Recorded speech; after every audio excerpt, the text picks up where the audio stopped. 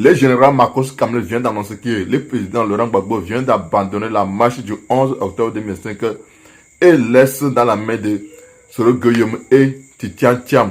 Donc les gars, sans plus tarder, je vous laisse regarder la vidéo par vous-même. Likez, commentez, surtout partagez la vidéo. Merci beaucoup d'habitude. On ensemble, ciao.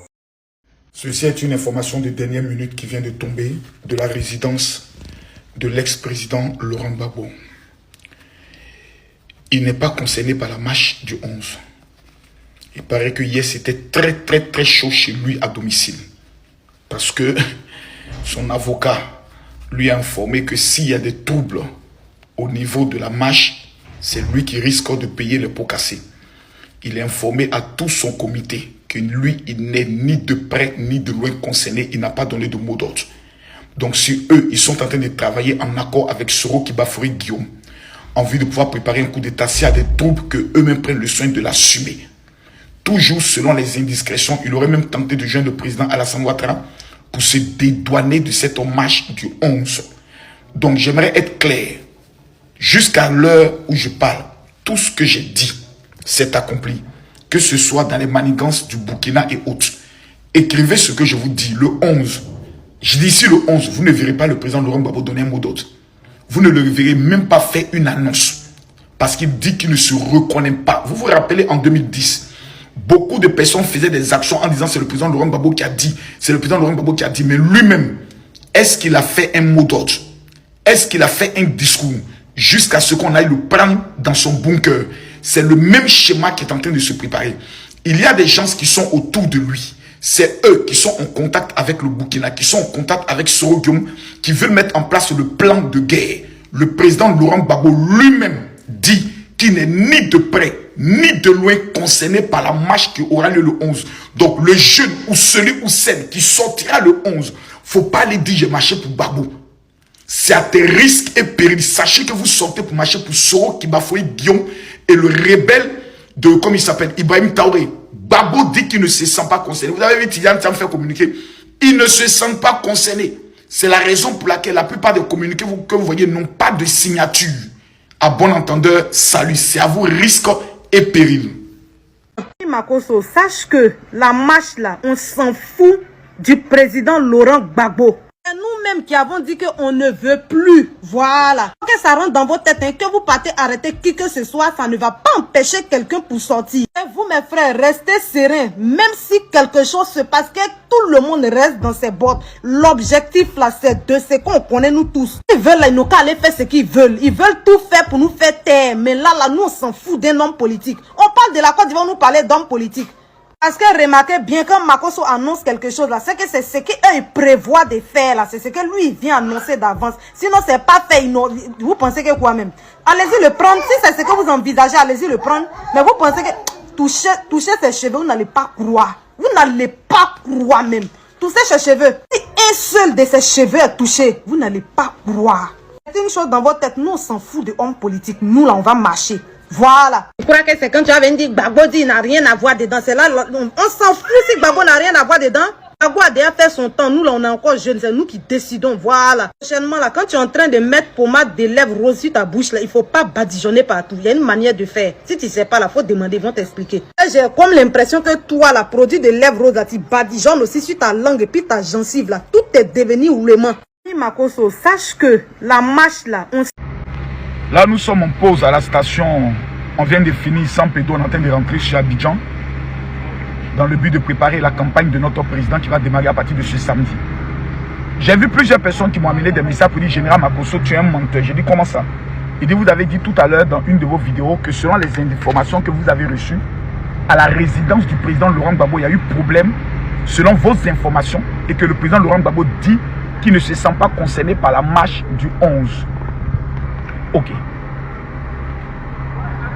Si ce que je dis est faux, demandez au président Laurent Gbagbo de lancer une consigne de marche, comme il a fait en 2000, où il a demandé à tous les Ivoiriens de sortir pour revendiquer leur victoire. Demandez. Je vous dis qu'au niveau de sa résidence, il a même failli avoir palabre, selon l'information que j'ai reçue, que le président Laurent Gbagbo dit qu'il n'est ni de près ni de loin concerné par cette marche, parce que ce n'est pas lui qui est l'initiateur qui a donné les consignes. Donc celui qui sort, s'il y a un problème, il ne faut pas qu'on puisse dire que je suis sorti pour le président Laurent Gbagbo. Lui n'a pas annoncé une marche, il n'a pas demandé à ce qu'on organise une marche. Celui qui dit maintenant que Makosso, ce qu'il dit est faux, demandez.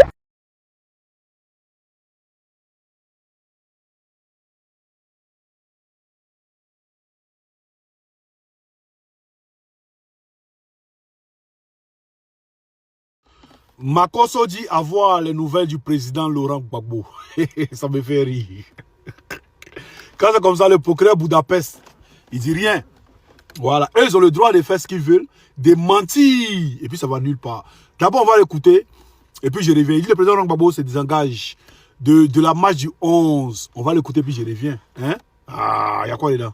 Le président Laurent Gbagbo lui-même dit qu'il n'est ni de près, ni de loin concerné par la marche qui aura lieu le 11. Donc le jeune ou celui ou celle qui sortira le 11, faut pas les dire j'ai marché pour Gbagbo.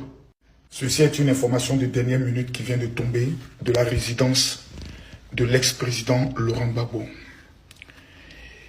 Il n'est pas concerné par la marche du 11. Il paraît que hier c'était très chaud chez lui à domicile. Parce que son avocat lui a informé que s'il y a des troubles au niveau de la marche, c'est lui qui risque de payer les pots cassés. Il a informé à tout son comité que lui, il n'est ni de près ni de loin concerné. Il n'a pas donné de mot d'ordre. Donc si eux, ils sont en train de travailler en accord avec Soro Kibafori Guillaume, en vue de pouvoir préparer un coup d'état, s'il y a des troubles, que eux-mêmes prennent le soin de l'assumer. Toujours selon les indiscrétions, il aurait même tenté de joindre le président Alassane Ouattara pour se dédouaner de cette marche du 11. Écrivez ce que je vous dis, le 11. Je dis ici le 11, vous ne verrez pas le président. Vous avez écouté ce qu'il dit. Voilà. Est-ce que vous vous souvenez de la marche de Dabou? Hein, le meeting de Dabou. Le 11 avril. Est-ce que vous vous souvenez? Voilà, c'est tout ce qu'ils ont fait. Tellement ils ont échoué, ils ne peuvent pas distraire les Ivoiriens, ils ne peuvent pas empêcher les Ivoiriens de marcher. Voilà, ils envoient Makosso pour venir distraire le peuple. Champion, tu n'as rien à dire. Mais l'avocat du président Gbagbo, c'est qui? C'est M. Aïba Touré. On va l'écouter ici. Famille, restez mobilisés pour le 11. Le RDA a échoué partout. Et c'est là. Voilà, ils veulent venir distraire le peuple. Comme le président Gbagbo. Toi, tu connais ce qui se passe chez le président Gbagbo là-bas. Ah, donc vous l'espionnez. Ah, donc vous savez tout ce qui s'est passé là-bas. Joukrayiko, il a pris son téléphone pour appeler Ouattara. Ouattara n'a pas logé. Actuellement, là, si tu prends le téléphone du président Gbagbo, c'est le numéro de Ouattara MKR. Ouattara, tellement la Ouattara l'appelle, il ne décroche pas. Appel manqué seulement. Famille, on écoute Bata Batro ici et puis je reviens.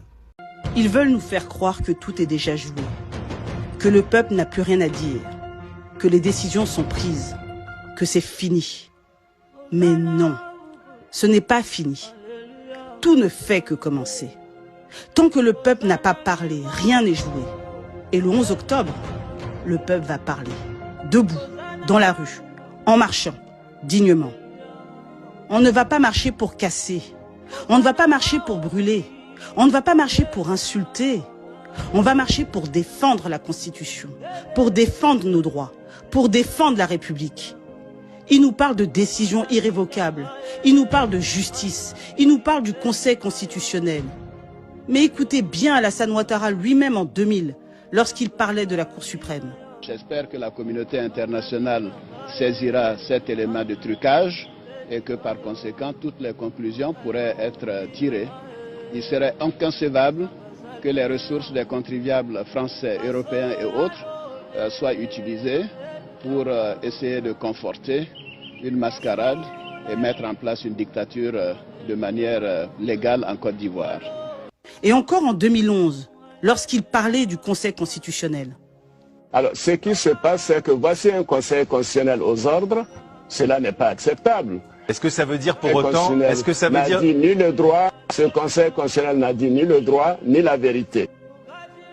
Voilà ce qu'il disait quand les décisions ne l'arrangeaient pas. Mais aujourd'hui, le même homme, avec le RDR alias RHDP, vient nous dire que le Conseil constitutionnel est sacré et que le critiquer est un délit. Nous n'avons aucune leçon à recevoir d'un homme qui a piétiné l'institution qu'il prétend aujourd'hui sacraliser.